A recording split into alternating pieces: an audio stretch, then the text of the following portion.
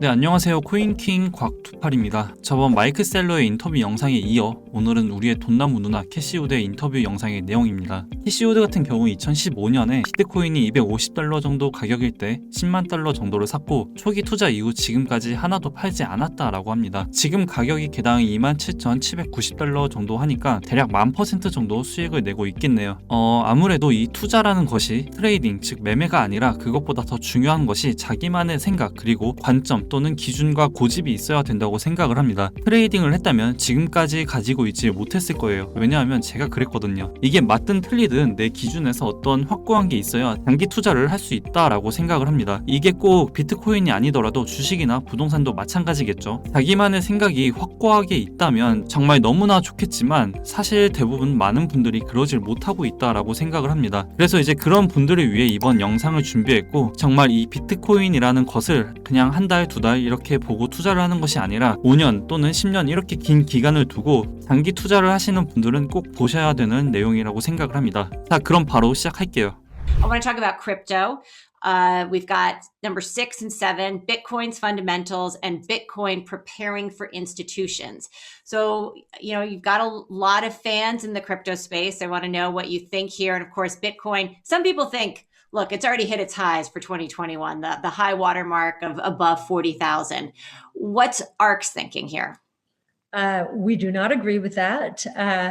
And what's been interesting this time around is if you look at Google search trends for Bitcoin or Bitcoin's price against the Bitcoin price itself, you'll find that there's not a lot of speculative activity by that measure. In fact, in 2017, they were 1 for 1 together, but it has been pretty quiescent until maybe very recently, but throughout last year.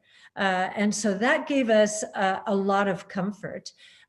We believe that the institutional behavior and moves recently have been fascinating. We have been expecting institutions to start moving into Bitcoin and other crypto assets, but primarily Bitcoin, the most secure of the blockchains, because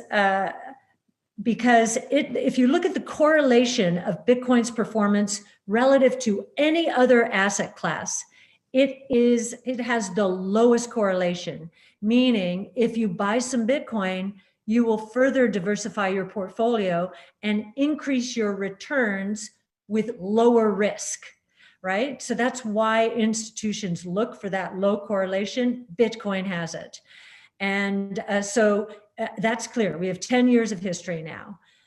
But what surprised me and us generally was to watch MicroStrategy, which has put all the cash on its balance sheet into Bitcoin, and even did another equity offering so it could put more cash on its balance sheet. And I think that's a little crazy because I think the regulators will have something to say about this in terms of what is this? Is this company the MicroStrategy technology company, or is it like an ETF? So we don't know about that. But then you saw Square put 1% of all of its assets in Bitcoin. And I think you're going to see more of that. We didn't expect that. What we did expect was, because of the low correlation of returns, institutional investors to move in. The most surprising one to me thus far has been MassMutual. It put $100 million into its general account. Now, its general account is enormous. So $100 million is something like 0.001. But what that move told us is, MassMutual is very conservative and very highly regulated. And so it had to jump through many more regulatory hurdles than I thought would have been possible by now.